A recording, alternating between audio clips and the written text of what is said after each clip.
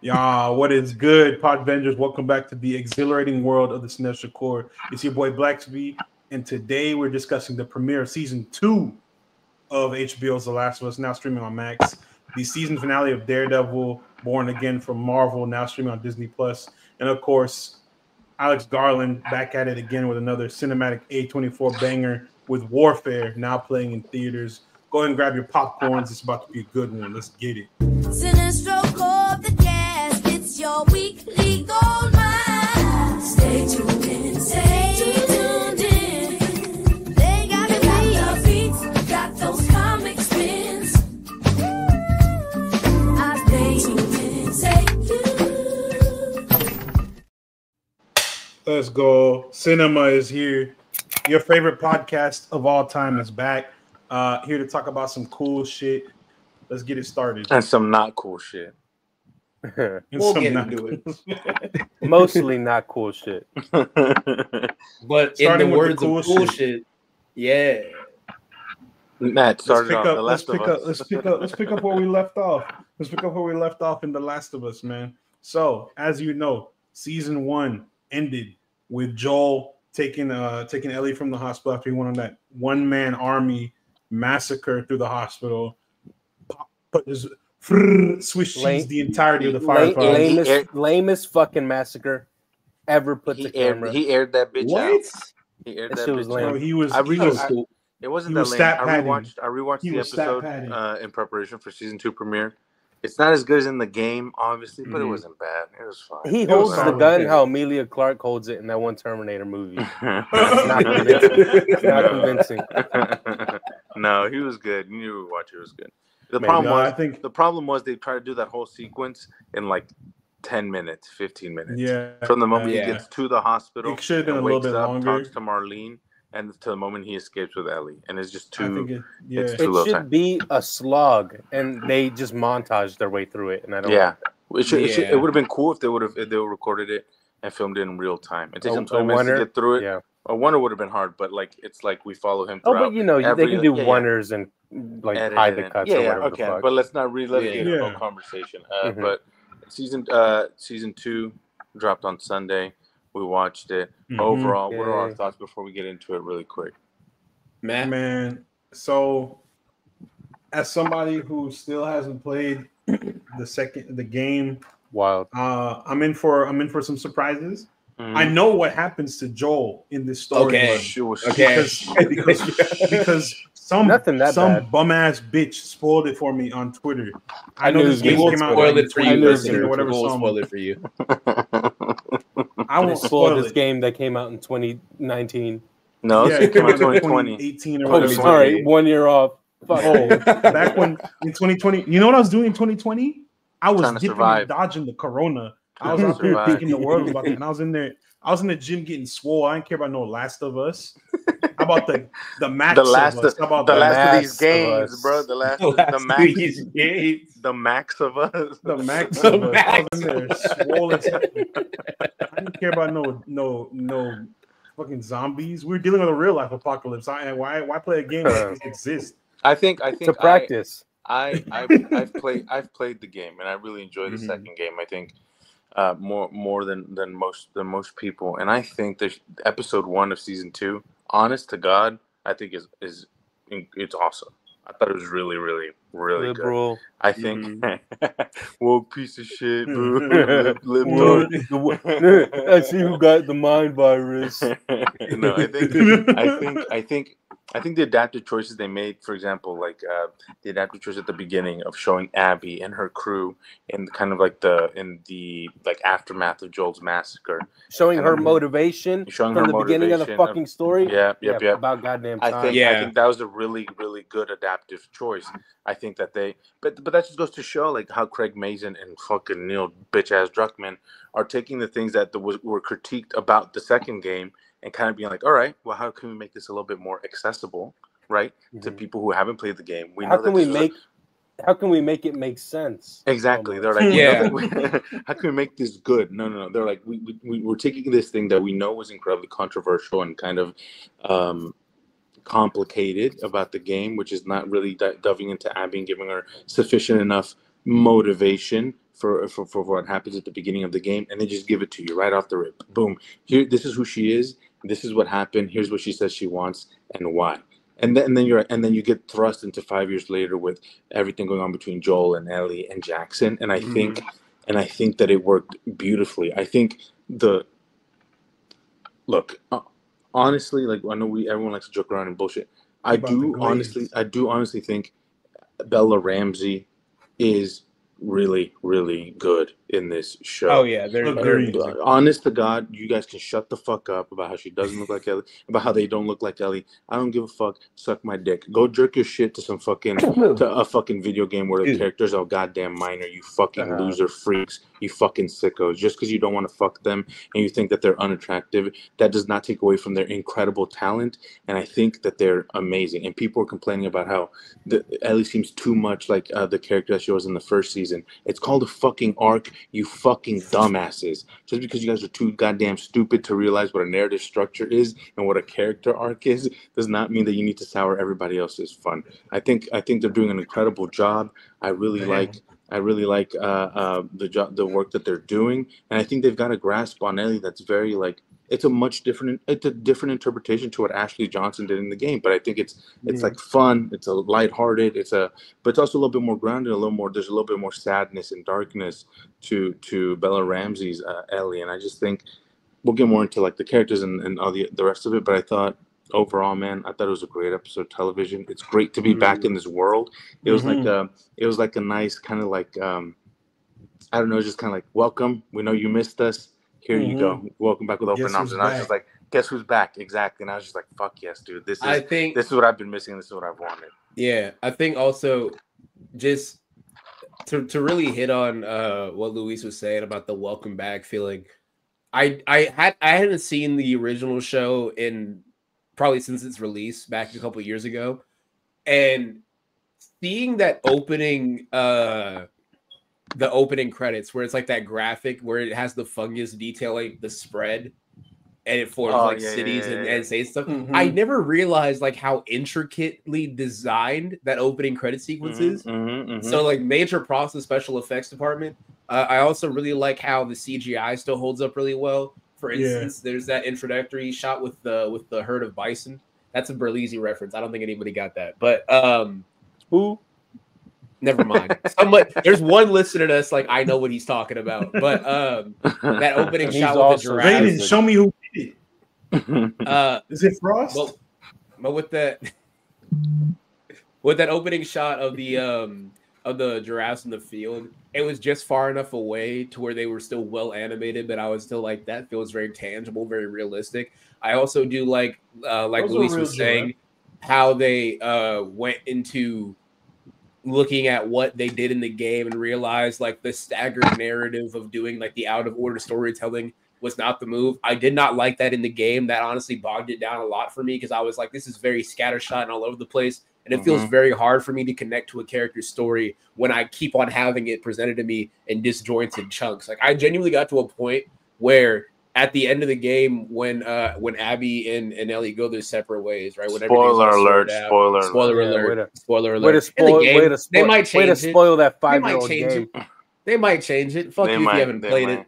But hey, bitch. But you're right. I also got Abby killed multiple occasions just because I hated that bitch. No, genuinely, I was like, dude, you seem insufferable, and I really do hope that they change quite a bit in the game with the narrative, because there is this habit that they have in the game of doing this thing to where in order to make you care about a female character, they're like, okay, you don't like their character, but they're pregnant.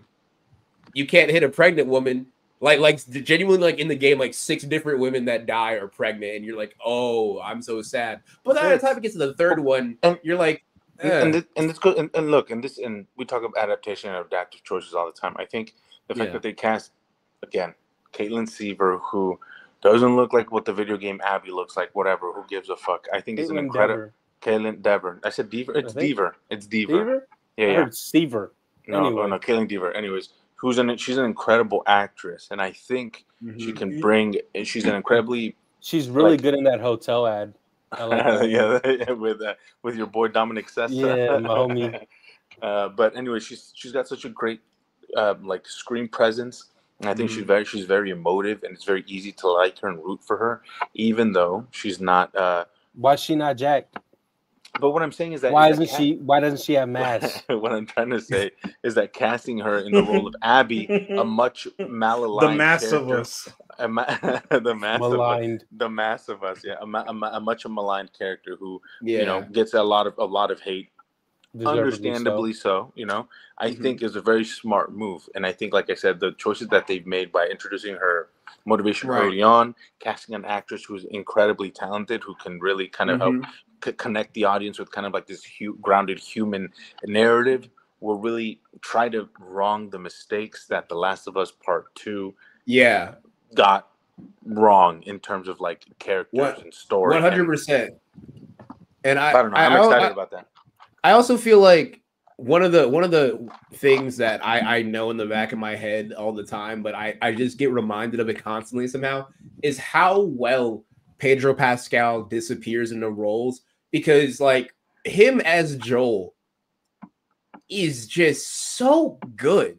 Mm. Like he's just like this he's still like that grieving Mhm. father that he It's was. my favorite. It's my in- favorite in- Pedro Pascal role is Joel Miller. I think it's better. it ties for my first. It ties for my first with not the Mandalorian, actually. It's The the Bubble. character he played. No, it's The not that one. Bubble. It's the character he the plays Red Viper in Game of um, Thrones. It's the drug lord he plays in Extraordinary Talent. I like him. He's fun. That character's What's his fun. name? Unbearable weight of extraordinary talent, some shit like Yeah. What's his The name? one, that. Unbearable bro, weight of massive talent. The Javi. Pablo One- Escobar, Javi, Javi. yeah. I really like when he plays Javi, but I think in this Great we movie. see like he's progressed as a character. He's got a little bit of that chip off his shoulder removed, but he's still at the same time trying to not just he's in this new world right after the death of his daughter, where he has to learn how to survive, has to learn how to move, has to learn how to do all this other stuff. But he's more of a seasoned veteran when we first see him in the show, and then when he gets back to this, he's having to learn once again. But in this time, he's having to learn a skill he already knows, which is how to be a father to a girl who and how to effectively be hates him. How to be human, essentially. A human being in a productive kind of And relatively a productive normal society. Yeah, because he hasn't had that. He's been surviving on his own, so that's really good to see. And I think I enjoy what's her name? Hold on, I was gonna say Matthew. I'm sorry, we didn't let you really. It's fine. He's gone. I was gonna. Hey, We're gonna Matthew's say- in the ether. We're gonna say you like I like Dina. Yes, I like Dina. I believe his name is Marcus. I Yeah. might be wrong. You on like that? You like Jewish character erasure? You fucking racist. That's what you like. You would be. Never mind. Hey, all I'm saying is look what my background is. All right, USA baby. USA, baby. No, But yeah, I think she's one of the standouts of this episode. Honestly, I was a little Oh, bit yeah. iffy She's on a great casting. actress. She is a great This is actress, true. and I was a little bit iffy about it because I think Dina in the game is such a. I think she's one of the high points in the game. I think she's such a nice kind A of great balanced. anchor for A great anchor for Ellie. Ellie. Exactly. But Isabella sure. Merced brings this kind of like charm and fun and kind of like. Dude, just say you think she's pretty. It's okay. No. ¿Por qué no los dos? No. But hey, he said, "Por qué no Yeah. los dos?" No. She's obviously that, but no, it's not even that. I think her take on Dina, honestly, is awesome.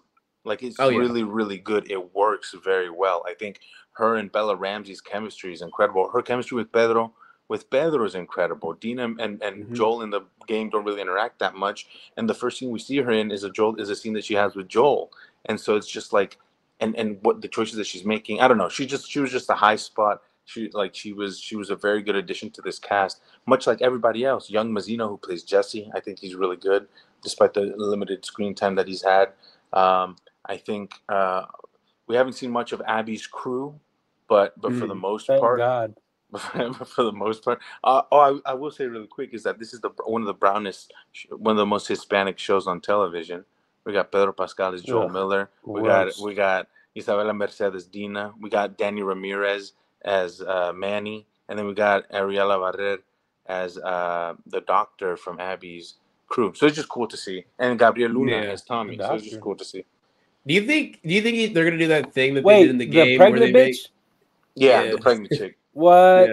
Yeah. Yeah. You Is think it they're gonna Chicken make Little him? up a pipeline? HBO loves race swapping, dude. You think they're gonna make him speak Spanish every 3 to 5 lines like they did in the game, where he No. says like one word in Spanish to remind you he's Hispanic? I think it'd be really funny if they did. If they do have a lot I of, think Craig Mazin was like, En this el is really barrio. corny and stupid, and we're not gonna do this. Hello, my name is Manny. I'm from It's like, Mexico. what's up, cabron? Like, stop it! You're forcing it. You're dragging gonna it. No, find yeah, Joel he that- he speaks in a perfect English accent. He's like, yeah, I'm good. How are you, hermano? No. How you He's doing? gonna be like, Abby, I What's promise. up, fuckers? We're gonna find that cabron, Abby. We're gonna find him, and we're Mhm. gonna make him wish he was never nacido. I'd do anything for you, Abby. You're my hermana. We are familia. we are Stupid ass. familia, Abby. Dominic Toretto. Now, Matthew, before Racially you left, ambiguous ass. before you left, you vanished into the ether. I was gonna say that we didn't really get your opinions on the episode and what you thought. As a If you whole. want to just go as a whole, if you want to just Yeah. Cinema. That's fair. So That's we were all I saying, got. did you like Isabella Mercedes Dina? Bro, man, we need just sprinkle Isabella Mercedes more shit. The first Oh, thing I God. saw her in was first of all, Dora doesn't count. She was a child. She was that old doesn't enough count. to know better. She The wasn't a first thing I child. saw was her- like She 16. had to get the money. Yeah, get that bag. I get Rent it. is due when it's Hey, that's due, a man. bag. That's a bag. Now, the first thing I saw her in was Madam Web, and that movie was ass. It was so dog shit. I said, I know she got more potential in her. The next thing I saw her in was Alien Romulus. I said, all right, cool. We back at it. And then I saw that she was in The Last of Us season 2. I'm locked in. Obviously, she's gonna be hot girl And she's in in Superman here in a couple Superman. months. Yeah. Oh, So, she is in we know Superman. we know Oh she my has God. we know she has the talent. We know she has the Oh, range. shit. So I was not surprised at all. Her performance as Dina, fantastic. I think it provides a perfect not counter to Ellie. Counter to Ellie. Dina's That's a little exactly bit more what I said. softer as far as a perfect counter. And she's Bit, also bit, more like bit more of an extrovert. type A, more more vocal. She wants to go do She's a stuff. fucking She wants to go dork. be out and active. She's like she's for fun. And then she's Ellie's not a- just she's kind not of a reserved. She's not a femcel. Ellie's reserved and tries to be, and even though as hard as she tries not to be like Joel, she's more and more like Joel every fucking moment. You know, Oh yeah. she's quiet. She's trying to be herself for mysterious most of the and time. demure, I mean, but she's really yeah. just autistic. So it makes sense that they have this person to bring out something, hopefully bring out something in Ellie that what Ellie brought out in Joel as we went on in season 1. So yeah, I think season 2 is great. Joel came in and freaking hit stick Seth. I thought that shit was homophobic lit. ass. Yeah, Yeah, we no tolerate homophobia in here. Matter of fact, it's not enough. He should have thrown him off the building. It's true, bro. Because it's like, how the fuck are you living in an apocalypse and you're still homophobic, bro? I know. Like right? you out here hating the That's gays. how you know when they're there's- too soft in Jackson. They don't have I it know. rough enough.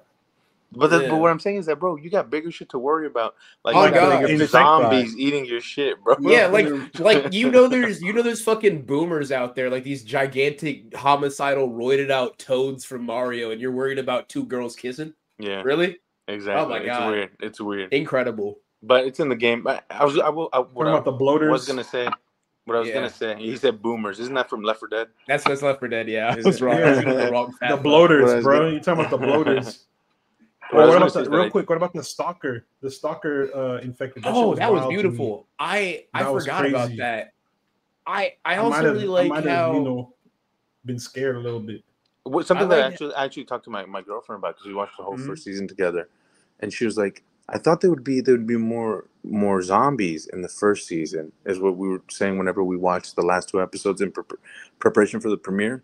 And so I will give them props on giving us like a little bit more of that right off the rip. They're like, okay, here's the first episode. Here's some zombies. We know we were kind of, focused on the more human elements of the first season, but we know what the show is and we know what it should be, and it should have a little bit more of this, a little bit more action, and a little bit more scary, kind of thrills, and so the fact that they gave us a little bit of everything in this first episode, some world building, some character relationships, some dynamics, some growth, They also gave some us and some action and some thrills and some horror. I was like, yes, okay, good. It seems like they know exactly what they want to do. They know what the show's supposed to be, and the episode worked as a framework for what the rest of the season will be. And if that's if this first episode is anything to follow or anything to base off of, I think we're in for a stellar season. And that's also the quality that we've expected with not just The Last of Us, but HBO shows in general. Look at Penguin. Look at, of course, season 1 of The Last of Us. House of the Dragon, Game of Thrones, freaking what's it called? Righteous Gemstones. Haven't watched it, but I heard it's good. Righteous Gemstones is pretty fun. Lotus. It's pretty fun. Like we definitely see like a higher There's so many caliber with these adaptations from HBO as opposed to other networks which do adaptations not so well, like Daredevil, which we're gonna talk about right now. That was really good, dude. Oh god, good job, man. I'm feeling generous. That was incredible. That one was about as good. That was delightful. That one was about as good as this finale, bro. That was better than that fucking show. I'm not gonna watch. Don't do that to him. Don't do that to him. It was way better. Okay, clearly we've been very wishy-washy back and forth on the quality overall of this show. Luis has been the most consistent. Luis has been the most consistent. I will say that. That's just because you fucking hate everything. He's been vindicated. He's been vindicated. Look, Luis has not been vindicated, but in this one instance, I think Jesus might be coming back tomorrow because now twice this year I've agreed with Luis. 3 times, because you like Warfare 2. Oh my god, that's subjective. That's like saying LeBron's good at basketball. That's just a thing people know. Hey, and some motherfuckers don't know ball. Fuck, that's a good point. All right, but speaking of people who don't know ball, the writers of this show, man, fire this every shit motherfucking charge of this shit. Season 2 about to be dog shit. It's gonna be hot ass. Y'all heard it here first. From the core, Luis Eduardo Aleman Alvarez said it. It's about to be dog shit. Government name is crazy. Dog shit. Mark my motherfucking words, bitch. That shit about to be ass, bro. Anyways, continue. Look. Since the beginning, the most vocal proponents of this show being very positively reviewed have been me and Graham. Matt has also kind of liked it, but as it's gone on, it's dragged down a little bit. And Gerardo has kind of been bouncing back and forth between the hate train and the like train. They chipped away at my enjoyment of the show. And that's about where I'm at too. Yeah, I just stopped. I went from I was like, I like this. I'm excited to like, don't care. Don't care. What the fuck? This finale was just the whole show because you have to know that it's a show that is 2 different visions. Clearly, it's been copied and pasted and chopped together and kind of hodgepodged, right? And it's very much so a result of a lot of behind the scenes interference. It's very much so a whole lot of dog shit. I wouldn't say it's dog shit. If there was anything, I would say. Did we watch the same finale? Dog shit. Look, I would say the show is just remarkably. It goes from remarkably mediocre to like severely inconsistent to where I don't necessarily look forward to an episode. I just want to see if it actually goes anywhere. Because when we last left off, right, Matt got shot. Matt got shot taking a bullet for Fisk. And it was a whole big thing. And I was like, oh, man, we're really ramping up now. They start the episode where Matt's in the hospital and Fisk tries to assassinate him using Buck. And there's this whole initiative that's like stop and frisk on steroids that Fisk is initiating to get rid of all vigilantes, where he deploys martial law in the city. And things are really ramping up. And it has all the good makings of a finale. And then it just goes nowhere. What are your guys' thoughts on the lacklusterness of this? Man, y'all don't want to. You heard my thoughts pre-show. You don't want that on camera. Y'all don't want to hear me. My feelings boil down to I'm very disappointed because they touted this as a revival of Netflix Daredevil, and as you know, that is the bar for comic book TV shows. You know, sacred ground. That's like the Nirvana of TV shows for sort of one grunge band. No, not the band, bro. He means the spiritual. He means the He means enlightened the state. Buddhist We're not ideology. doing that The bullshit. Buddhist No. I'm enlightenment. not talking None of about that Kurt made-up shit, Cobain, bro. bro. Not too much of my I'm not goat. We're talking about Kurt the original Cobain. Kurt Cobain. I'm talking Well, about unlike Buddha. well, I mean, unlike Kurt Cobain, you know, this show's not exactly mind blowing. It's very formulaic. Jesus man. Christ. cheap. What in the John Yeah, F. Kennedy How doing? fucking He's dare a you? human being. He was a hero. you Fucking fucking asshole. Nothing bitch. bad happens to the Kennedys. What the fuck have you ever done? You didn't write heart-shaped box, bitch. Yeah, dude. Nah, but I also didn't write this show, so I still feel pretty good. No, I think Matt put it the best. In all seriousness, I think it's. I know I've given it a lot of shit, and a lot of it is like just being hyperbolic and joking around. But It's doo-doo I ass. do think it was incredibly disappointing, and I think honestly it was from the rip, bro. Off the rip, Mhm. the first episode when I saw that dog shit CGI, I said, "What have they done to my boy?" Look how they Said massacred my Look how boy. they've massacred my boy, and it's true. And from that moment, I was just like, I can't get over this bad CGI. And then on top of that, the storytelling was bad, and it was all over the place. Bad writing, bad planning, bad. Caca. We got fucking filler episodes. What the fuck are we doing? And then filler and then- episodes in an 8th season fucking And an 9 8 nine episode episode season. Nine season. episodes. And then they're like, oh hey, so the finale, this is all the ideas that we've been wanting to get across the entire season, but we're gonna shove it into one episode because fuck you. And now you have to wait a year for the season 2 to come out because Took a book out of the Freaky Tales playbook. Did Exactly. stupid dog shit slow-mo to try Exactly. to make it look cool. It's Exactly. horrible. Thank And you. The Zack Snyder okay, playbook. Okay, here's That's the the one thing thing. with go ahead. I was just gonna say, and then I'll shut up. That is, I mentioned in the group chat, and I'll say it again on the podcast. The fact that the one thing this episode should have had, at the very least, is good action. You have Yes. Punisher It didn't. and you have Daredevil in an apartment beating up the anti-vigilante task force, and even that, and they have Aaron, and they have Aaron Benson and Justin Benson and Moorhead, who are great TV directors who can do this kind of stuff. Even they couldn't pull it off. The action was bad. It was the slow-mo. We said the slow motion was used as a crutch Caca. for bad action choreography, and it's true. It's not exciting. It's not exhilarating. It's not. It felt edgelordy. It was like, oh, look at all this blood. And look at really Punisher, corny. Look at Punisher slicing throats and shooting motherfuckers in the head. It's like. It was It's lazy. like they looked at the boys and said, copy that, but don't copy that exactly. It felt like I was watching like a Max Payne cutscene instead of fucking Daredevil. I was like, what the fuck is this? It was just so lame, dude. And my biggest gripe is that Marvel, or really Disney rather, not Marvel, Disney has done something so great with the MCU leading up to a certain point that now we're approaching this territory where they're almost like, it's like Icarus. You're flying too fucking close to the sun, bro. Oh, they flew. We're past doing we're past some that shit. point, bro. We've gone through 3 solar systems already, bro. They're fumbling their own bag, and I don't understand how a studio can look at the success over the last 20 years and then just fumble it bad. Like, Daredevil was very straightforward. It's a blind nigga who whoops people's ass. Do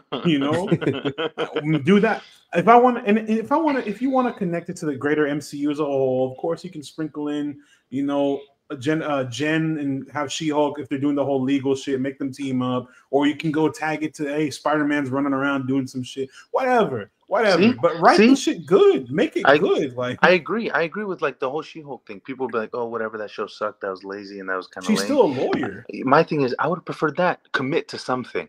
Commit to an idea. Commit to. They went for the sitcom approach, and they were consistent. Yeah, exactly. If you wanted to make this, you wanted to tie it into the MCU at large, bring her back. Bring her into it. It's a character we know. It's a character we've had a relationship with. It would kind of it would remind the audience, oh, this is part of something much larger, and then we get a tease for it, and we're remembered that that's the case. But it felt like like much of the season, like like every episode and kind of the direction of where the season went, it just felt all over the place. Flimsy. It felt flimsy. Flimsy. It felt like it was being pulled in two separate directions, and we know that that's the case.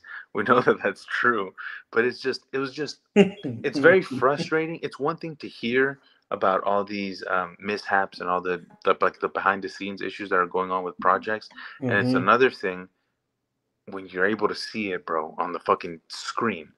Like when you're just like, yeah, of course it's had problems. You can tell. That's bad. That's such a bad fucking look, dude. And it's just discouraging and annoying and frustrating. And maybe I'm being too hard on it, but I don't know, bro. I don't think you're being too hard on it, Luis. I think most people are gonna agree. As somebody who started this show with such like positive outlook, where they looked at episode 1 and the dog shit of the CGI and that kind of lackluster stairway fight with Bullseye, bro. And Daredevil. God, so bad. That was one of the few one takes they did, and it didn't have that same punch as the Netflix show, but I felt like they were trying to emulate that, and for what it was, right? I could look past that whole thing of, oh, it's a Frankenstein project, right? I was giving it a lot of grace. I was giving it a lot of credit, and Luis has the loudest keyboard ever of all time. Jesus Christ. Everything's bigger in Texas. He had a 1940s fucking typewriter. My God, bro's on a fucking... My bad. Bro's working at the Daily Planet right now. I should have silenced my shit. My bad. My bad. But genuinely, I gave this show so much grace for that one purpose, because it is a Frankenstein project. And because it even had a filler episode, right? I still am one of those firm believers that filler episode at the bank, after looking at this finale, may genuinely have been some of the best action we've seen in this show, next to maybe like the Muse fight.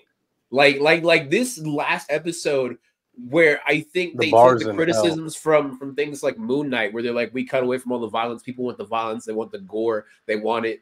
It felt way too edgelordy and forced, right? I'm of the belief that if gore is put in there for shock, it should still serve a purpose beyond that shock. Yes. And there's a scene where in front of the task force, Fisk crushes the commissioner's head. And I was just like, all right, cool. You know, I guess they're trying to do the whole. They're trying to go with the whole. Oh, Fisk is superhumanly strong thing, bro. It does not take you a scene of him crushing this man's head like a grape to understand that the motherfucker got shot in the face. No, we get it. No, he's cool. He's powered up. Move on. No, it's not. Okay. It's not even that. It's like if that's what you want to show, like, okay, that's menacing, that's scary, whatever. We haven't seen that from Fisk the entire series. And you put it at the very end. The brief moment where he was tweaking out with Adam. The brief moment when he's tweaking out with Adam. Yes, you're right. That's it. You're right. The way this felt is like if you gave somebody their Christmas presents about 3 to 5 months after December 25th. Like it felt like it felt like I've been wanting this the whole time. Too little. Why too the late. Fuck wasn't this here early? Too little, too late. Exactly. Yeah. And when Punisher was there, right? Punisher is introduced in this show. When in Daredevil like the third episode, in the third episode, and Daredevil goes never gets seen again. Then he just fucks off. Did y'all forget that incredible pilot?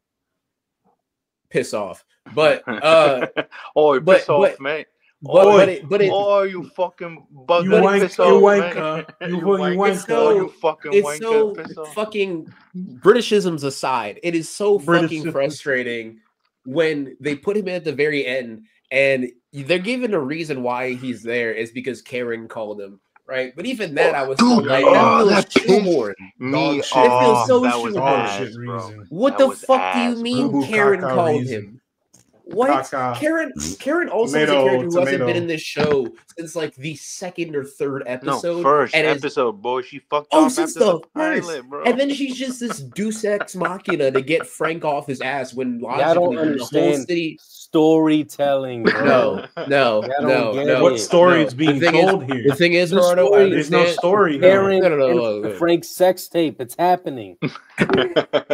I know. As much as we wish for this to be true, it's not. I would say before you continue. Speaking of Karen, I do like John Bernthal. God bless his heart. I know that he was having trouble with it. He's doing his fucking best, bro. He's incredible, and he proves it again. He's working with dog shit material. You awesome clowns. You awesome clowns. You admire me. Nah. Damn, bro. Nah, You know my you don't mind pain. me. Y'all some You clowns. know my loss. He does that thing where he looks don't to like like the this. right and just starts like monologuing hard. I'm like, yeah, he's about to cook. I'm like, yeah, he about to cook. And then You think you dog know my shit pain? scene Then he afterwards. gets his serving fucking me? teeth knocked out. And there's Yeah. nothing. And then next thing we see him, he's in a fucking cage, like a The kid Italian, in timeout, the bro. Italian comes out. And But then, yeah. and then even at the end, when they had like the panning shots of all Look the how they characters massacre my goat. set to that fucking stupid ass indie song they've been playing the whole show. I turned on subtitles and I was looking at the lyrics. It's like sucking a lemon, and I was like, "What the fuck is this off-brand something in the way ass fucking song?" Dude? What This song shit is that? sucks. I know the song. I just I don't- Or I I never don't- heard some Weezer. It was Was it Weezer? Radiohead. Oh, my It was fault. Radiohead, yeah. Wrong white Ah, boys. Radiohead. Wrong white That boys. explains My why I fault. What song didn't was it? like it. Radiohead. What's up? It was. What it song was- was it, Gerardo? Sucking What, on the lemon. Radiohead song? Yeah. I don't fucking remember. I don't know. It was something about sucking lemons. Motherfuckers trying to ward off scurvy. Maybe they could have warded it off bad writing instead. Did anybody But- watch the Punisher TV show? Because that's the guy who's executive Oh. producing this. Is the guy who wrote and executive produced Punisher. There's no shot. I can't. Dario blame- Scarndapane. It's the same guy. That's incredible Scorpio. I because watched the Punisher because show, you have- and like it's not bad. It's not terrible. So Yeah. I don't know what happened here. But then again, he It's- also took over from Matt Corman and Chris Ord after the Everything overhaul in of its the right show. place. Yeah. Oh yeah. In its right place. that's what it is. Yeah, that's pretty good. that How was dare you call annoying. that Indian? How dare you call that Weezer, Matt? That's Yeah. stupid. Disrespectful. But that I don't that know whole, the, like the white boy bands montage, like that. that montage of all of them like sitting in their respective places as their pan shots and they're like looking out a window. I was like, bro, what the fuck is you know, this? no. Oh, are we talking about it? Are we talking about it? Yes. The army? Say what you got to say. Dude, that shit made me so fucking mad. It made me excited for Luke Coulter to finally have a fucking Luke job Coulter. or whatever. Luke Cage. Mike Luke Coulter. Cage, Mike Coulter. Yeah, yeah. You Mike know why I don't Cage. know his name? Because he's dog shit. Yeah. But he's a good Luke Cage. Yeah. Plain. It made me excited because I thought he said we need an army. I said yes. It's time. Do It's time. the defenders. Do it right this time. Uh-huh. Exclude Iron Fist. We're good. But no, Moon Knight, he walks into Echo. a room with with a retired old bald man, some fucking lady we saw for 2 episodes. No, 1 episode and a quarter, and then like fucking 4 characters we haven't unlocked yet because they're like shrouded in fucking darkness. It was dog shit. Horrible fucking ending. For That's for they were characters who supposed are to going be to get fucking excited recast the about moment this. season 2 No, drops. for real. It's like Oh, seeing yeah. it's like seeing. I'm Bro. not even gonna say it, but it's so No, fucking ass. The issue I have with that too is that the fact that they took a time in the beginning of this episode to be like, we don't fuck with these cops are corrupt. Yes, we gotta stop yes. bad cops. And then they said four cops in the end of the episode. Here we go. Here's your team. They said, Matt. you know what the problem is? Corruption. You know what the solution is? It's good cops. Yeah, no, exactly, Matt. Yeah. That fence has never been been more more sound. that is exactly what I had the problem with that with the end of that show. Disney The saw end of it. Disney not about it. Like at the end of it, he's like, I can't do this alone. It's too much. I need an army. I was like, You okay, need an army. we're getting somewhere. You know, like he's like, maybe this will lead to something. And even though I didn't like the series and the episodes have been kind of underwhelming, maybe the payoff and this cliffhanger will be worth it and it'll be something exciting. I'll be like, I can't wait for season 2. And then they're like, and I was like, I actually like what they're doing. They're like, fuck cops are corrupt, they're fucking bootlickers, fuck them. Even the Punisher's like, fuck you fucking clowns, whatever. I was like, hell yeah, okay, we're doing something. And then they're like, Y'all some psych, clowns. actually good Mhm. cops exist, not Good cops are hashtag the- What the a good cops are the waste. solution. hashtag not all cops. And I was like, you mother The powers fuck that you, be. bro. You know- The You know powers what? You know what that be felt like. stepped You know what in. that felt like. You know What? that scene. The You know that scene powers from that Falcon Powers and the that Winter be. Soldier, where he's giving that speech and he's like, At the end, where he's Do like, better. government, do Do better. better. I have Yeah. no actual solutions. That's what it felt like. I was just like, dude, what the fuck is this? Because genuinely, when he was at the pier, right, about to go try to save Castle by himself, Mhm. right, and Karen was like, you're gonna fucking die. I was like, yeah, he is gonna die. And then he's like, I need an army. I was like, man, it's a good thing he's got the defenders, right? Right? Or even if it wasn't the Right? defenders, bro. Also, Some bro, vigilantes hold on. Should have been we've never Spider-Man. vigilantes we've never fucking seen, bro. I don't give a fuck. It's regular Well, human people. Not only What? that, Not only Huh? that, Bro. you Bro. hype up swordsman the whole fucking season, And he's just to just show in him in a cage. goddamn cage. And White can't Tiger's follow. niece. And White What the Tiger's fuck? niece.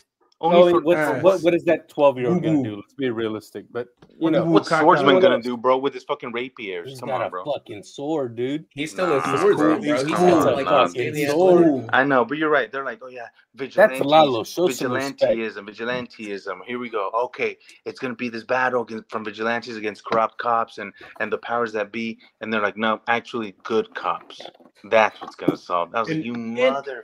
moreover, And on bro. top They of said that, we're not bringing back Brett they Mahoney. nerfed the We're shit gonna have out of Cherry in Daredevil this bitch. because I know. He said, Brett's too dark. Let's lighten this. And, Let's like, light skin you this up a little bit. for the Horrendous. people who haven't seen the finale, imagine in Avengers Endgame, when No spoiler Falcon alert. says Nah. when Falcon says Spoiler. on your left, right? And out of that portal, instead of all of the people who were snapped coming back to life and coming through that portal for that giant climactic battle, it's Wet Captain dog and America's dog support shit. group from the I was beginning of the thinking movie. Exact same thing. I thought you were That's gonna how say it foreskin, feels. man. That's how it feels. It feels like Mhm. you just have these random fucks you don't care about with no powers or skills, and No. you're just like, You know, they're no. gonna die. It felt worse than that. It felt as if it was as if Falcon said on your left, and through the portals come out regular human people from New York, because We have- together we can withstand all. Yeah, we got That's New York how it strong. felt. We're on New the York. block. New York, New York hey, strong. New York, New baby, York New strong, York. baby. They're bringing go. Joey Diaz. I come from the Bronx, you know, and Joey Diaz. I just, you know, yeah.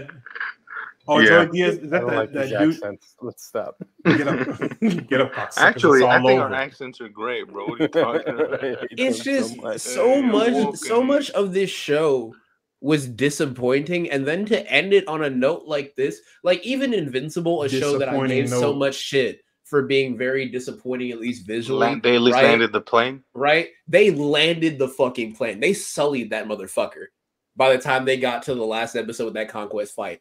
Mhm. Magnificent. Sure, This it was worth episode- it. Yeah, Was not worth it. I feel like No. I wasted my time, and Disney Plus is like $11, and I wasted that on this. yeah. Oh my god! What Just is y'all's- overall, Y'all's ratings. this shit has 6, bro. I'm For being the generous. episode or the series, the show season as a whole. Let's do both. Episode and then give your series rating. All right, so go easy. Episode you said was Episode- a 6. Episodes of 4, series is a 6. God damn. Good God. God damn. My balls have never been more blued, bro. This was all Okay. set up. It Yeah. was just twist after twist. It was like Shyamalan took the reins I'll last. give minute. It was fucking annoying. I'll give the finale a 7.5, and I'll give the show a 6 as a whole. I think it was bad. It was disappointing. It was not good. It was boring at times. 6. Finale's a 7.5, and that's as Yeah. generous as I'm gonna be. I just want to see the next season out of curiosity, not general interest. Yeah, I'm gonna watch it Gerardo's just 'cause gone we're gonna right have to now. come. Yeah, he's in the void. Like, he's in It's the, so bad it Nether. snapped Gerardo out of existence. He got Thanos by He himself. had to go beat his dogs because he had to let the anger out somehow. He was so pissed off. Oh, About no. the, your turn, Matt, Matt. where do you stand? For the episode, I'm probably sitting around a 4.5 to a 5 max. Just like AZ said, I was really let down. It started off the way it started off is how each episode of this season should have been. You know, on 10, we need some shit that's gonna make me excited. I'm trying to, you know, life is bleak right now. I need some joy. And they took that, they gave me that joy, they dangled it in front of my face and sucked that shit away. They took it away. Like a nice pair of titties. I can't believe it, bro. I can't believe it. They really did that to me. So you know what? 4.5 for your ass, and for the whole series, for the first season, this shit is at a 6 at max, a 6. Yep. Because Yeah, that's what why I would you give it. tell me? Why would you tell me? I sat in the dorm room, bro. I watched all of Daredevil on Netflix, up and down, front and back. I watched the fuck out of that, dude. I was enjoying. I was dialed in. I wanted to put my own eyes out so I can go run around New York and whoop that. Why would you tell me? Well put. Disney, why would you tell me? Why would you tell me this? Why would you tell me that it's going to be a continuation of that that peak greatness It was a show, desecration. and you give me It was give a me this desecration.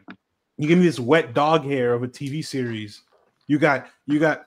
I'm not even. Daredevil Born Again, more like Daredevil. There's Daredevil no Brett. writers get in that motherfucking They don't even writers mention room his again. mom with the cigars, bro. It's like, You know what? Genuinely, I think that if you wanted Feel to foggy go and Wait, 2 Gerardo, seconds. what are your thoughts on the episode Yeah, what do you and got? the series as a whole? the episode was dog shit. Rate it. Fully ass. Heather was an annoying fucking character. From Oh, the she start. pissed me off, bro. She's ass. Mr. Fisk. Karen is only in 2 episodes. That's ass. Fucking Bring back Foggy died. That's ass. yeah, Foggy Super died, ass. and that cop I don't like lived. Yeah, this Best show's ass. This episode is like a 3. God, It's God damn. because no, there's not even like good action to look forward to. I tell you're you, right. it's like everyone go watch Freaky Tales. Oh. Think about killing yourselves, but don't, and then blame that movie because that's what I did. Freaky Tales is ass. This episode is ass. Slow mo is a crutch. Episodes of 3, shows of 5.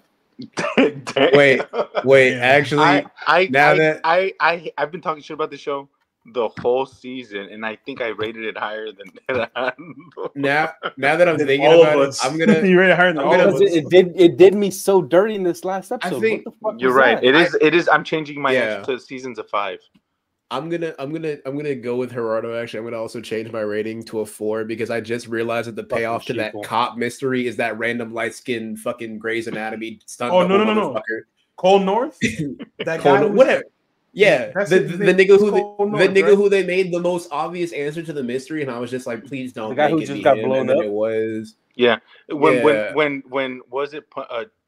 Frank was like, "Here's your guy." When he finds the bullet, it's like, yeah. want me to shoot him, right? No shit. No I'll shit, fucking that's do the it. guy. I'm like, oh my He said, god, "Do it." dude. He said, kill him. He said, "You got him, And man." it's like, Kill bro, him. hold up, before we move on, that Yeah, thing pissed me yeah. off. Frank has killed 15 people. You won't let him kill one more motherfucker? Come on. Yeah. Yeah, Frank- you actively Come on. did not stop him killing. It's 20 a dozen dudes. people in front of you. Be like, That dude. no, not Dude. this guy. He's Legitimately- pretty- protected He's by got to be in firearms. He's got to be in remember- the system that I don't believe in Yeah. anymore. You He's remember? gotta- You He's remember? got to be around for in, season 2 so we can You get remember that in, call back. what's And He's that- then gonna be what's like that- Crossbones. He's Yeah, gonna, exactly. he's gonna show up just to die. Do you remember in Black Adam whenever fucking when he keeps killing people and Hawkman's like, stop it, please stop. That's how I felt during that whole Daredevil Punisher fight. I was just like, yes, This kill, episode, I was kill like, him. I would have been like, yes, go kill him and kill every other motherfucker that crosses you in the Oh, street. God. Go. Speaking of killing, They have every not given a motherfucker, valid reason. Are we talking about warfare today? Let's go. Oh yeah, let's talk about some Nice, action. We talking Exactly. about armies. Hey. We talking about. They're talking about needing Speaking an about army. massive civilian casualties, we're discussing Iraq today, 2003. Warfare. Was It's this actually- was It 2006? was actually 2006. Yeah. I don't care. Either way, it happened. It happened in both. Either years, if way, we're we being weren't honest. supposed to be there Yeah. regardless. Either way, they were free. And to you know fight. what? And you know what? That's a great thing about this movie. It tells a story about the horrors of war, the reality of war. It's not sanitized. It doesn't fucking glaze the military-industrial complex. It shows the truth Here, about what the battle, what just- this is. just to preface, because I Yeah, know let's people, get Luis. Go ahead and get libbed up. yeah, just because I know people are very passionate about this. It does. You're right. It does show the atrocities of war. Everyone on this podcast, just hot, spoiler alert, enjoyed this movie. Now, that does not mean we don't understand the atrocities that happened in Iraq, that the U.S. military-industrial complex does and has caused for decades in multiple different countries. Centuries. Atrocities, you mean atrocities. solutions? And we understand, and we understand that the horrors that the native peoples of Iraq went through because Yeah, of the true. because of Cambodia, Vietnam, Laos. Afghanistan. Yes, because of Literally because of any the- conflict involving the United States Now, in any but capacity. that does not Yeah. mean that you guys cannot be. You do not have the critical thinking enough to understand that perspective is very important when it comes to storytelling. right? It matters. It matters, yeah. right? Ray Mendoza, the co-writer and co-director of this movie, was one of A veteran. who was there, right? Was Mhm. one of the members of this battalion that the movie is based on. Platoon. Platoon, yeah. People are gonna say, "Oh, this Alex Garland and Ray Mendoza didn't say enough about the horrors Thank you, Gerardo. caused to Iraqis. They aren't saying enough about the U.S. military-industrial complex, about colonization, about all these things." Fair, I get it. A24 making propaganda. No, Exactly. That's No. not Ray that's not- Mendoza can't make a story from an Iraqi family's point of view. because Yeah. it's That would not be an Iraqi- disingenuous. It would be exactly. And also that's not the the story he wanted to tell. yeah. The story he wanted to tell was the experience that he and his fellow, like what you said, platoon mates, went through, the horrors that they Which was went an through. objectively fucking horrendous Which is an experience. objectively horrific thing to experience, regardless of what side of the political spectrum you fall on. And I think that I think that despite And all also, that let's bullshit, be clear, half these motherfuckers probably just wanted to pay for their school. Sure, Oh, yeah. yeah, exactly. Let's be honest. That's the getting into nitty-gritty. But I said, like, despite all that other bullshit, I think it's very important to understand the story that Ray Mendoza was trying to tell when talking about this movie. And when we do praise it, that does not mean that we're not aware of all the other implications that come with the war and the U.S. military-industrial complex. That's all I wanted to say, because I know that it is a very, very prominent talking point on social media, you know, and very valid, sure, understandable. But sorry, right. all that. So woke Libby aside, yeah, but I think now that we got that libtard out of the way. I think genuinely this movie, the only other film that I have under my belt of knowledge of Alex Garland's work is Civil War. And as we touched on in that episode, right? A lot of people complain with that movie where they're like, Alex Garland seems like a fence sitter. He's not really picking his side, right? But I feel like this film could have also fallen into the flip side of saying war is bad, because yeah, fuck it, everybody knows that. That's not a hot take. That's like saying fire is hot, right? And I think this movie does a really good job of not framing the USA as like this proud, brave bunch of heroes, right? It frames the people themselves, like the soldiers themselves, and the people who are in this situation, as just people trying to survive at its purest essence. As this might seem, it humanizes those characters.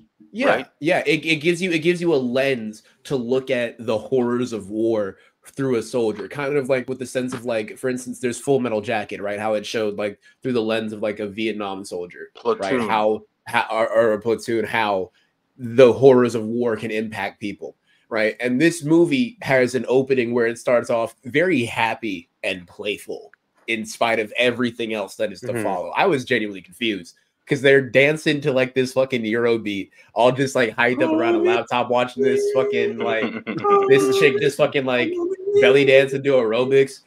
Like you even have at one point where the guy's like, "Yeah, gentlemen, remember what we're fighting for," and they all start going, "Yeah," and I'm like, "This is really happy," and then it just goes completely silent. Yeah. That is the only bit of that first scene made me really fucking sad. Yeah, because I knew they were all going to get fucked. No, it's not that. I'm like, this is how starved they are for like actual pussy, like connection and pussy. normalcy. Yeah. I'm like, they're just like what is it, like 15, 20 dudes stuck in a room staring at a laptop, just trying to be happy because they know where they are and they're gonna have to go. Do some bad shit. This is the closest thing they have to like anything fun. But, it's horrible. I think this movie did a really good job at walking that. It did a decent job at walking that fine line, right? Because that was one of the main people who criticized when me and Matt did that Civil War episode.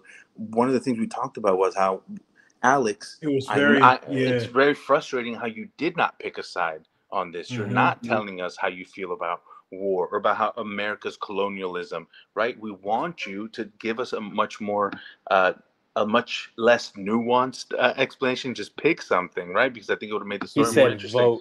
Vote exactly. But for this movie, I think what little very minuscule tiny ideas, if at all, about colonialism and the Iraqi peoples that live there, and about the brutality that they faced and the displacement and the violence. Whatever little glimpses of that we did get, I think was all Alex Garland's work. I think Ray Mendoza made the movie he wanted to make, which was honoring his friend Elliot and kind of like working through that trauma in real life by retelling the story, and that was great.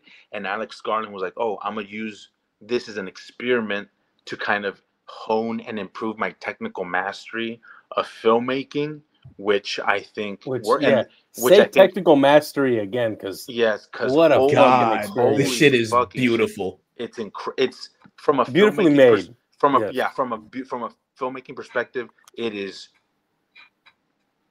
Bro, it's what Working Man tried to be, but Working Man just blows your fucking eardrums out and hates you. Would you guys say that this film is, because while I was watching, Matt, feel free to speak up, Matt, by the way. Would you guys say that this film is very much in itself a bottle film, kind of? Because I like how it takes place in like one singular location. It feels cramped. It feels intense. You feel the dramaticism. It's the 2 floors of an apartment. It's 2 floors of an apartment. And the outside street. It's no sprawling adventure. Sprawling setups. We're not running across. Most of these pro-military movies have them going from objective to objective, wiping out people and doing all types of shit. And at the end, they're all, bro, yeah, we made it. And they fly off in the helicopter or whatever. This one, at some point, I felt it was so bleak and it felt compressed. It was claustrophobic. They harrowing. To make it short, I was like, this shit is over. Oh, go ahead. To make it short, this SEAL team loses. Yeah. They get their fucking interpreter killed. They have 2 of their members critically wounded. Not just killed. And they spend the whole movie begging to get taken out of this situation. Mind you, real quick, SEALs are touted as the hardest of the hard niggas in life. Everyone's like Navy SEALs and Marines, top hardest guys of all time. And we saw grown men shows you anything. Crying. They were outnumbering their enemies like fucking at least 2 to 1 the whole time. Yeah, and I think they were still in the back foot. And that's such and it's the little things like that I think I'm like, man, Alex Garland, bro, you were operating at a level that these other motherfuckers are not operating. I think, dude, he gets it. He gets it, and I understand why people are upset at him because he doesn't always say it. Yes, but like for example, I think it's the little things, like for example, when the American soldiers were referring to the opposition, they just called them the bad guys. They didn't call them any specific group name or they slur. Didn't call a slur. Yeah, they didn't say the slur that we know they were saying. Exactly. In real life. They didn't say a slur. They didn't call them any other thing pejorative. It was just they didn't call them terrorists. All they said was the bad guys. The bad guys. And I think that's such a small kind of nuanced tangos thing to add to the film to kind of let you know, hey, that's not what we're focusing on. I'm not saying anything about these people, right? Or about why they're here. Yeah. Speaking of perspective, like we were saying, exactly, they think that they're heroes for being there. The opening scene after they're all like hyping themselves up, like when it shows like them bonding, like that opening scene to humanize them, they literally steal a house from a family. Yeah, like that is indefensible. That is horrific. We're taking this house. Not only do they steal it, they forced them to stay in one room for hours and hours and hours under gunfire. Yeah, because they needed to watch someone. Yeah, and I think that's kind of like the brilliance of this film, right? Because it's like they're showing us them doing these things, and the soldiers are doing it because that's what they're told that they have to do it, right? That's their mission. Here's what they do. But the film's not telling you anything. Like, I'm not telling you that this is bad, or I'm not telling you this is good. I'm showing you what happened. I'm telling you what happened, and then you can formulate your own opinion on it, right? Based on what your lived experience is, based on whatever research, your education stuff. It's like, I'm just telling you what I lived through. We did this, and this is what happened. We got in, we got out.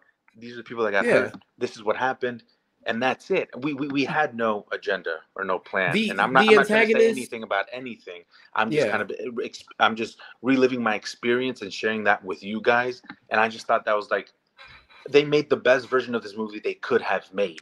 That was the Right. best way they could have approached it, was as Impartial? removed, as impartial as possible. Mhm. Because if not, you would have gotten shit on from.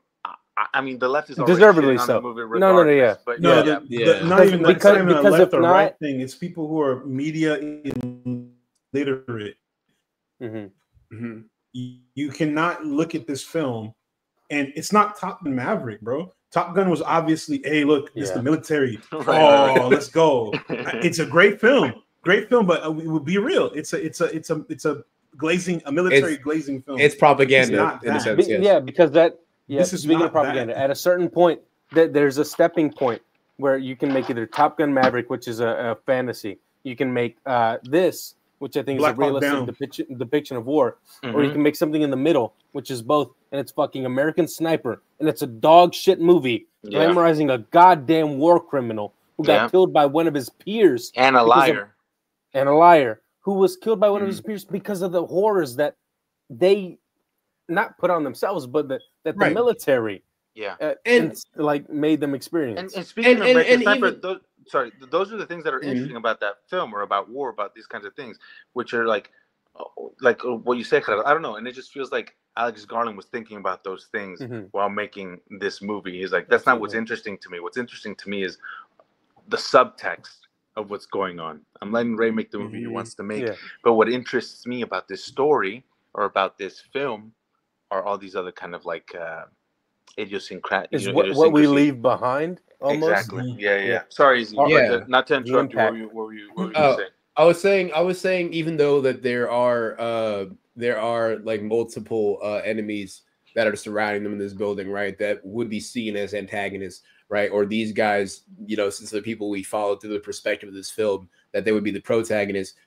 I said earlier that it would be not necessarily a nuanced or hot take to say war is bad, but the true antagonist of this film, in a sense, at least the message that I got, was the circumstance itself. The circumstance of war itself was the antagonist. And I feel like that's a little bit of a more nuanced way to say there's no winners. Well, war is bad. There's no real winners, because these guys clearly none of these guys are rookies. Like even the FNG, the fucking new guy that they make fun of and clown, right? That's a part of their squad, right? He's still the moment that shit starts hitting the fan and they see like that their interpreters are dead, that they're under fire, that they're pinned down, that their evac is only 10 minutes away, but still that is a crucial 10 minutes because a lot can go wrong in that 10 minutes. These hardened veterans of combat who have seen action God knows how many times and survived with their brothers are horrified. They're losing their shit. Even Will Coulter, right? The Will Coulter? Will Poulter? Is it Poulter? Poulter, yeah, Poulter. Poulter. Will Poulter's character, Like chicken. the commanding officer of the Frogman team, right? He is losing his shit visibly. He is fucking mortified. He is shell shocked like a motherfucker. He doesn't know if he even said it. Or any of his friends are gonna get out. I'm fucked up. He said, "I'm fucked up." He does not know what to do. He had to let a real fella step in. There's Charles, Big Charles. We'll talk about the cast after this. He segued into but he's genuinely like shell shocked. He's horrified, right? And there's even moments where you get like small bits of character progression and moments of silence, which goes to show like how great the sound design is. Because the first 45 minutes of this is just them in a building doing recon, and you're not sure if they're just looking at normal civilians. The mundanity. And through that monotony, right? You get these moments of bonding. For instance, you get a point where Gandolfini is sharing a water bottle with one of his fellow soldiers, and before he hands it to him, he spits and he backwashes it. He's like, "Hey, here you go." And his friend's like, "Fuck you," and he still drinks it, and he's just like, "Oh God, it's horrid." Yeah, like to me, that showed. I'm like, these are not far from kids. Fucking around. They're like, on one hand, you've got a guy looking at a scope for hours on end, writing notes, a lot of note writing. On this mission, right? But the other half is just like these guys fucking around, and I think that's the most realistic depiction of it, from what I've heard, right? Yes, from what I've from the people I've spoken to in real life. I'm like, it's guys there doing their job. They're just fucking dudes Yeah, they get Yeah, they they're got just that dudes. Yeah, exactly. Dudes They got being that- dudes. dudes being and overall, like we were about to segue into, I think just about every member of this cast, as minor as their role is, are fucking stellar. I have agree. no complaints about anybody in this. I agree. Even Gandolfini, who's in the Daredevil show, and we hate him. Who is dog shit in Daredevil? yes, horrendous. Let it be clear. He's we dog shit. don't in that like show. him in that. He's horrid. But it just goes to show that if you get competent people to make good stuff, and you And let if the you get right the right people role, cook, and the yes. right material with the right role, you can make even somebody as lackluster as Gandolfini as he is in Daredevil shine in this.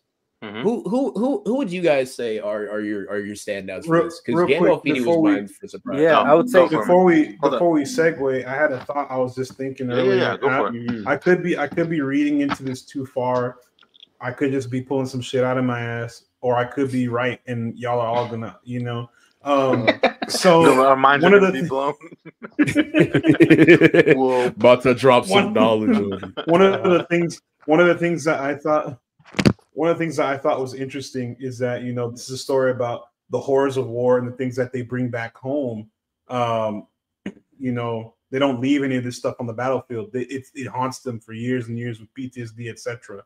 And throughout the whole mission, like they'll do something and drop a piece of equipment, and they're like, "Nah, grab that gear, Make sure." And I don't know if that's standard operating procedure for the military, that they don't leave anything around for locals or whoever it take. If it is, cool. so If not, then it is, whatever. they don't want trophies my laying around. my dude. Yeah. my buddy Dean's in the army, and he was telling me that's a thing. They don't So want to it's leave a thing. any. Yeah, you don't want to leave any possible U.S. or allied resources in the hands Because of it the could be enemy. used against you. So right? Exactly. the way- yeah, you're the way I basically took that- applying them. Yeah. The way I took that was You that should have they're thought like, that about the they're Mujahideen. they're taking all the stuff back with them. Whatever they saw out there, whatever they did out there, they still took it back home. Even though like they could have very easily just been like, leave that shit. Damn, you kind of cooked with that shit. You kind of He kind of cooked. He kind of cooked. It's an I do what I do, allegory baby. It's an I do what I allegory do. for all that they bring back with them, right? Yeah. It's a physical manifestation. All the of weight, of all that you bring with all you. the Yeah. weight that they carry. Mhm.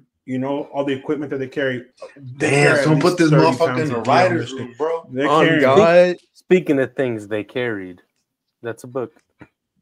Anyway, I thought you were about to say, speaking of things they carried, the cast carried this Charles film, Melton but carried this motherfucker. but Speaking of who Jesus. carried, let's glaze the cast real quick. I'm gonna start at the top of the list, then we'll just talk about our favorites. Savior Obviously, of the Joseph Quinn is in this, of course. Will Poulter, we discussed Will Poulter a second ago. The GOAT, Cosmo Jarvis, John Blackthorne from the Japans. The Japans. The Japans. I've never seen My that my GOAT. favorite gaijin. My favorite gaijin. And then I hope I'm saying his name right. DeFaro Wunatai. The Pharaoh plays Wunatai. he plays Ray Mendoza. And I thought Big ups to my natives. Ray Mendoza, I didn't ugly know ass, this really until, like, cast that his name fine was Ray, ass. and I'm like, oh shit, that makes sense. Hey, that's the beauty of Nah, said- I Hollywood. saw you the said that picture. one. I saw the picture of Ray. And have some self-respect. Cast an ugly man. No, he said Ray said I Michael- can cast a handsome man to play me. Bet. He said, "Yay!" Yeah. Michael That's all I needed to Gandolfini. hear. Michael Gandolfini in this. Noah Centineo. Yeah. No, of course, there. Kit Connor, Finn Bennett, Taylor John Smith, Adane Bradley. Enriquez Zaga, the Brazilian guy from what's that?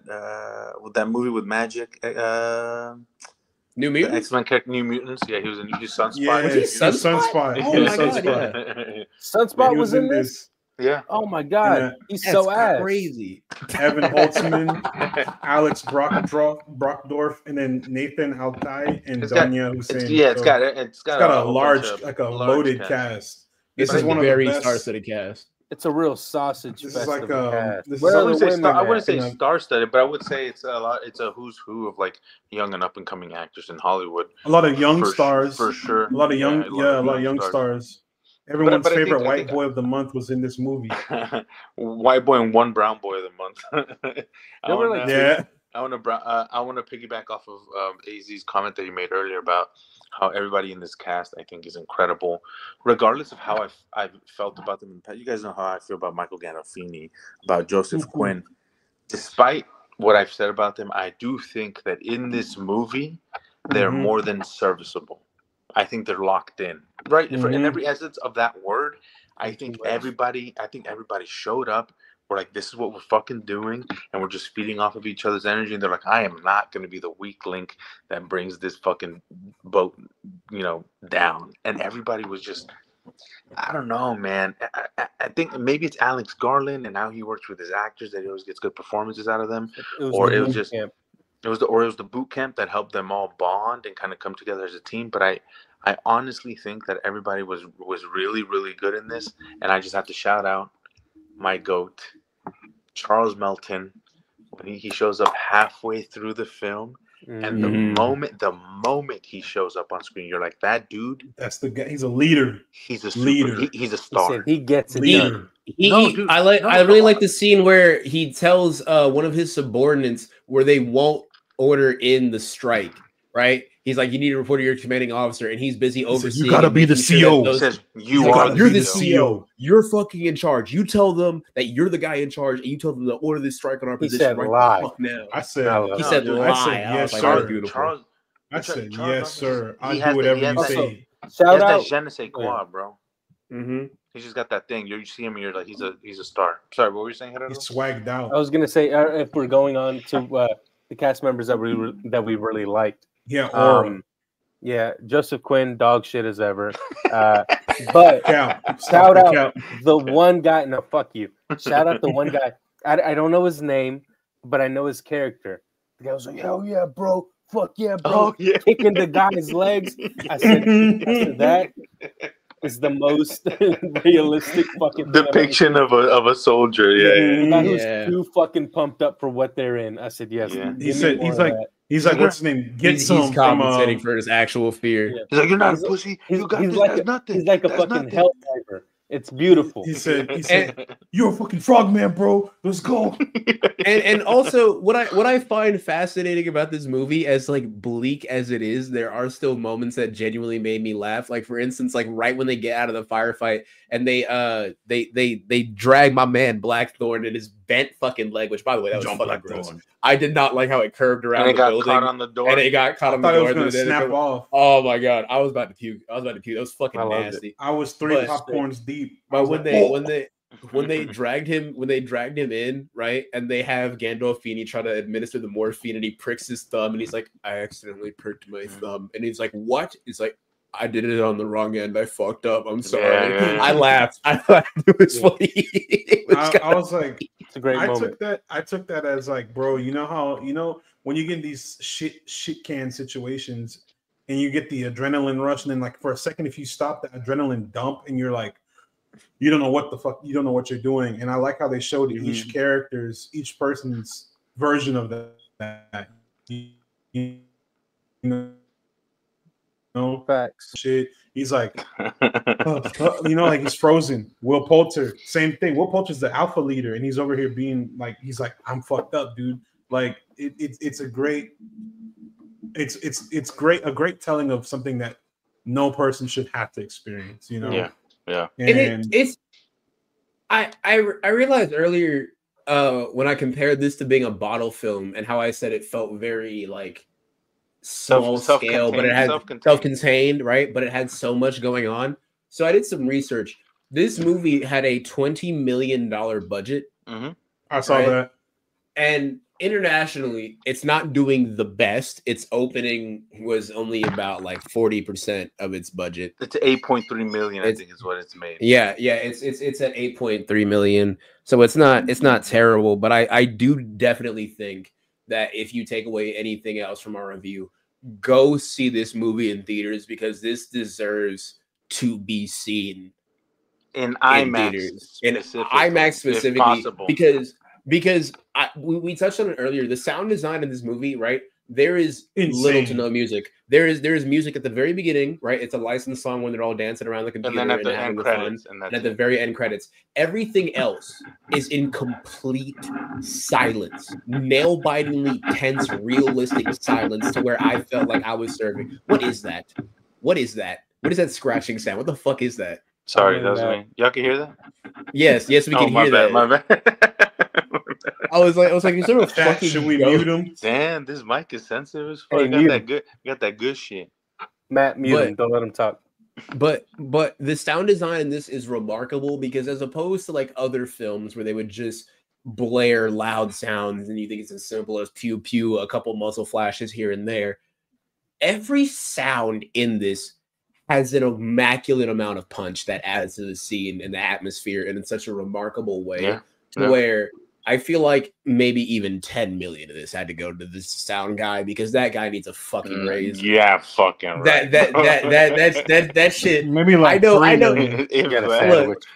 Look, 20K, bro. I know that's a crazy Shit. overestimation, but god damn, for an hour and 35, this still feels very brisk. This is how it feels it- consistently paced. Very brisk. This is how effective I think a film it is. I went to go see this with my girlfriend in IMAX. My girlfriend, not a big cinephile, whatever, watches movies with me because she knows I love it. When we were talking about it afterwards, she was like, she's like, I know it wasn't. She's like, but at times it felt like a documentary. Oh yeah. That's how Mhm. intense and how That's how a couple visceral- scenes from Civil War feel. Exactly. That's how That's Alex visceral Garland, and how visceral the filmmaking feels. And then she said, I liked that it was an hour and a half because it didn't feel long. She said, but I wouldn't have cared if it was 2.5 hours. And I was like, Genuinely. and I was like, boom, Ball there you knowledge. go. I said, Ball boom, there you go. knowledge. I said, that's how you know this was a movie that worked on all levels. Because if you're like, I like this, I felt immersed and kind of like I felt there. I felt like I was living through this. I liked the experience, but I would not have minded to have spent more time in this world, as harrowing as it is. I was like, dude, they've got it, bro. Alex Garland got the fucking sauce, bro. Major props Always has. also to the special effects and makeup department because there are some scenes of gore in this. Oh yeah, that are so visceral. There's a point where my main man's When the first where my the main first man's dude Jarvis got blown gets his to bits. that was The first- intense. When the first interpreter got blown to bits, I was like, Yes. God Yeah, damn. You know that was meme where it's intense. like that guy who's like leans forward in the chair. That was me. The locked in. moment that You were locked in. the moment that IED hit, and you see his body sever, I was like, oh. Mhm. When Hell yeah, I'm in, baby. We locked that the moment, fucking- that moment where Joseph Quinn's character is like on the ground and he's looking On around fire. and everything is completely muffled, right? Mhm. And it takes so long to so pan to his good, lower bro. body. I That was was fucking great. biting my nails. I was terrified. I was So like, I thought his legs He were gonna be doesn't- blown off. Mhm. I thought so too. And then he looks down and like his like entire like left side of his lower body's on fire. And I was just like, oh my God. Oh my incredible. God. It's very And- well made. It's very good. And I genuinely thought also that Cosmo Jarvis's character, I thought he died because he was silent thought he was for dead. so Dead. long. Yeah. Genuinely. And then they bring him in, and as soon as he wakes up, he is screaming bloody fucking murder. And they cut off his utility pants and they show the wounds underneath because they're trying to apply as much in-field medicine as they can. And whoever did the makeup job for what his Special legs effects, look like, yeah. the special Oh. effects, my God. That was the That's most insane. viscerally realistic burn damage in I've a seen in a perfect- In a film. perfect world, this film will be Oscar nominated for one, Yeah. sound Oh, editing, yeah. sound mixing. It's all one And then- category: sound and special effects and makeup. Mhm. It's got to. Mhm. It's good. It's that good. But yeah, man. You know what? Would it I think- even get a thrown in there for a screenplay too? It has to be. I don't know. I don't I know. think I with I the- feel I like think this with- one. I don't think there's much of a screenplay there. Mm. It was more of an experience. It was more of like I think the Mhm. technical aspects of this film make it more than the screenplay does. I think what makes this film work, is the sound design, the sound mixing, the sound editing, the direction, and all the Mhm. special Oh, yeah. effects and makeup, and not so much The show, of script. course, This- also is 'cause incredible. The script isn't showy. It's not anything spectacular. It just kind of is. It's like these guys were like, this is what I remember. This is what happened, and they were But like, I okay, think- we'll write that down, and then that it is Which what it works is. in its favor. It works. In I its feel favor, I but feel like that'll but- make it but stand not to out get though. nominated for an Oscar. You know? Maybe. Who knows? In a Perhaps. perfect world, an Oscar. I feel in a like it'll perfect make it world, stand out enough. yeah, in a perfect world, an Alex If- Garland film would get nominated for an Oscar. But if we're being If completely enough honest, of- I think it's going to be 28 years later and not Yeah. Yeah, Warfare. But because it's a big franchise this too. one should get at least sound design. that's what I'm saying. Yeah. Sound design and Special effects, I think. makeup and special effects. Yeah. Yeah, I think legitimately this. Sorry, man. I is- didn't mean to cut you off. What were you saying? Oh yeah. You Matt said it'll Richardson? make it stand out. No, you're good. I was just gonna say, like, I think like this is something that should stand out in the amount of films that we're getting this year too. We're getting a lot of IP films. We're getting a lot of horror films. We're getting a lot of different stories from all types of genres. This film, Warfare, will stand out on its own legs, simply because it's something that's not the norm of the films coming out this year. You know, we've got Superman, Thunderbolts, Fantastic Four, Bring her back. Jurassic Park. Whatchamacallit, Wicked for Good. Like all this shit is coming out this year. Yeah.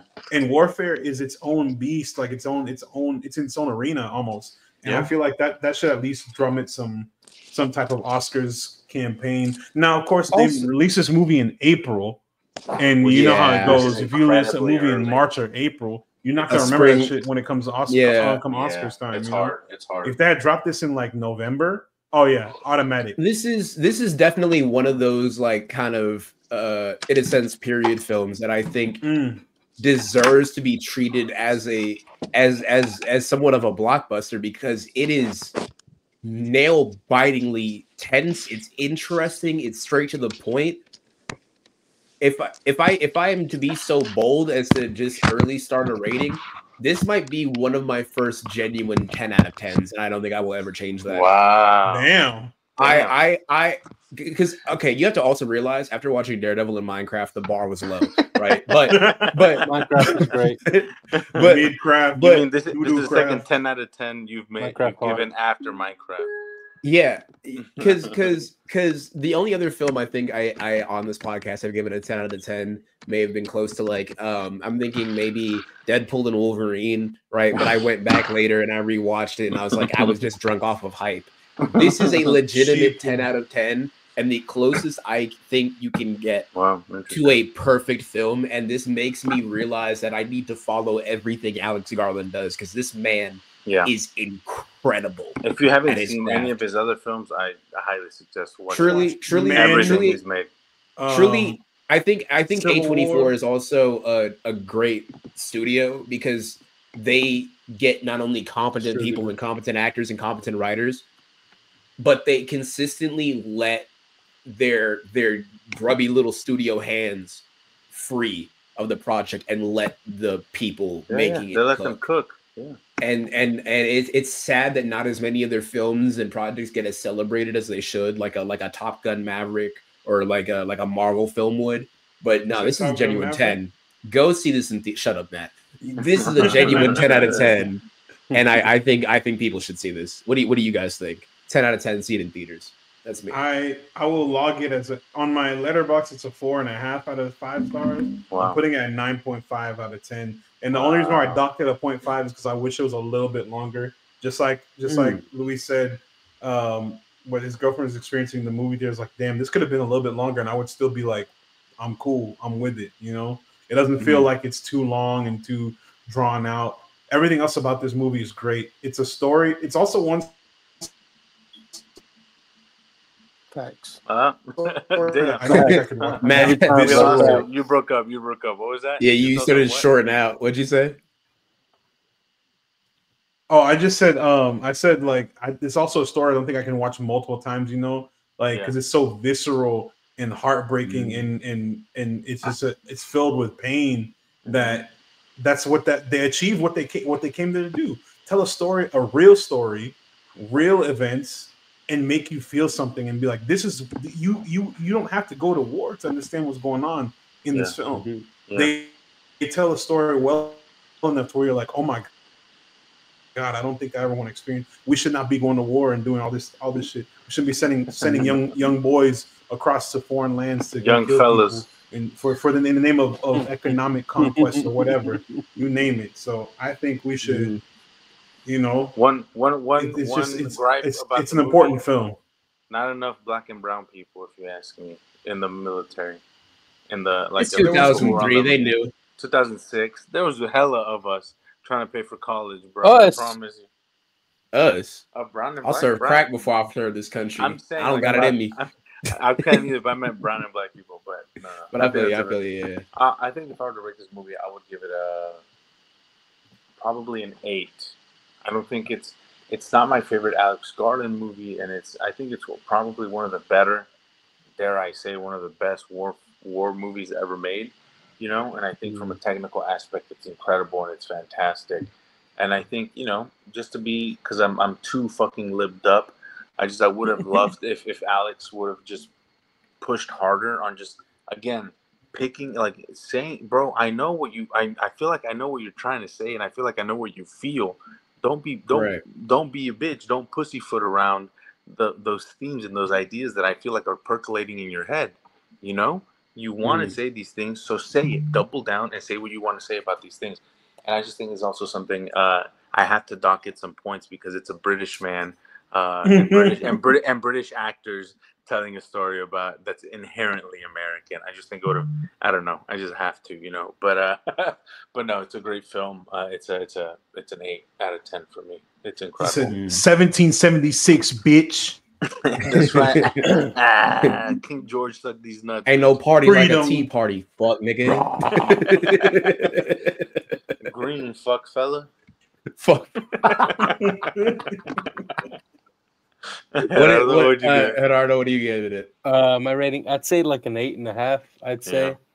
I agree with a lot of what you guys said. I think it's a great. What do you say? It's a great achievement in terms of filmmaking. Yeah. But I do agree with Lisa. I wish it had said a little bit more. I think there are some rocks left unturned there, and I want more out of Alex because I know he's thinking these things. Yeah, he's a smart dude. He's a smart man. It's been clear throughout his whole filmography. He has opinions. Yeah, I don't think he shows. Right. Everyone does, but I don't think he shows them. What I'm saying is that I'm laughing because a glimpse. Yeah, I'm laughing because he's been very straightforward as to what his opinions are on certain aspects of things. But these last 2 films, which deal about American like colonialism and kind of like war, he's real claimed up in this bitch. Exactly. He's like, actually, just go vote. Yeah, exactly. Bitch. He's like, all right, come on, bro. Yeah. Write a letter to your congressman. It's a great movie.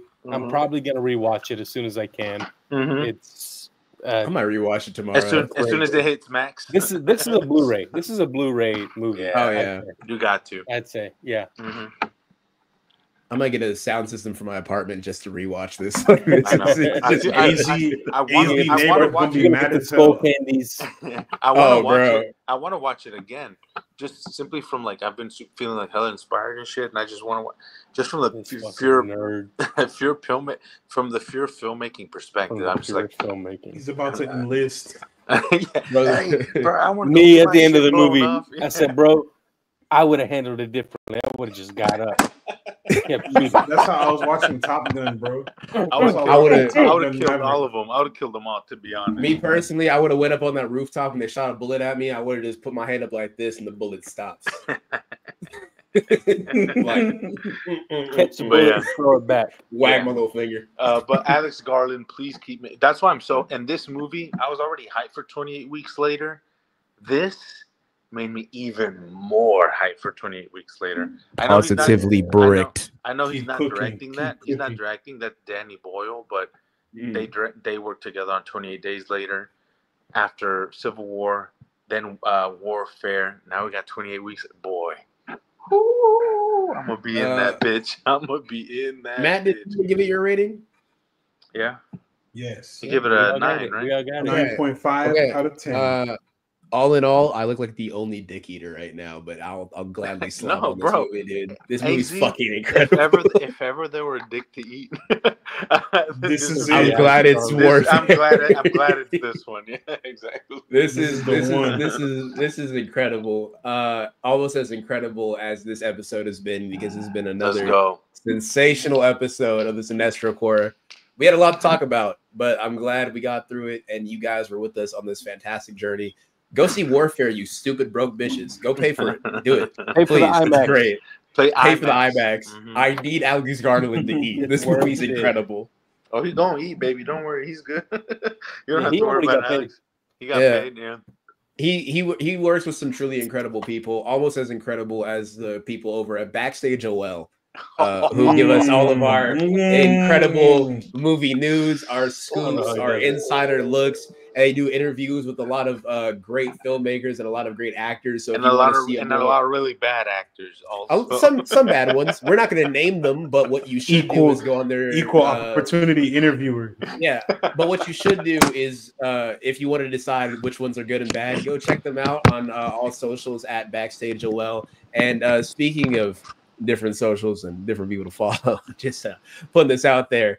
Follow me.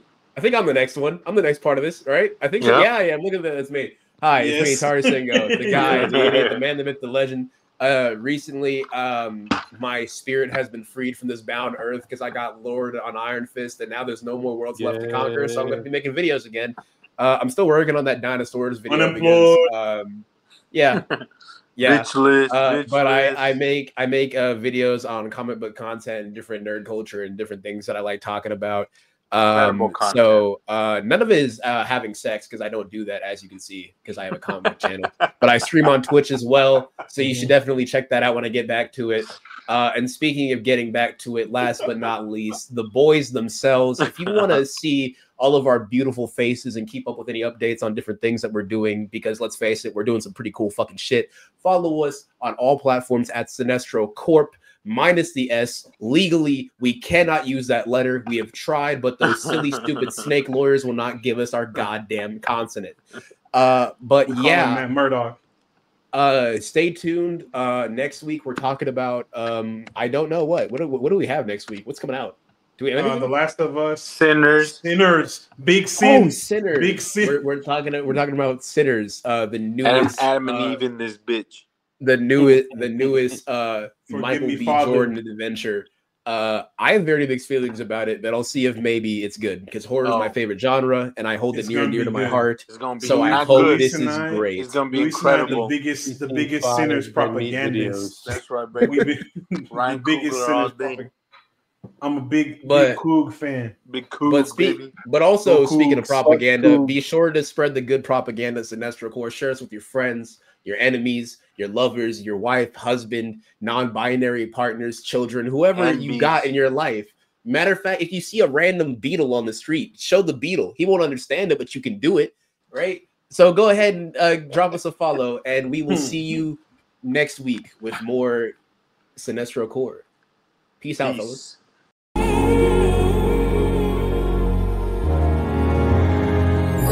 We're the kings of the screen, yeah. Cinestro Corps, we're the dream, yeah. New episode Saturday afternoon. We in your ear, that comic book crew. More good it takes what we do.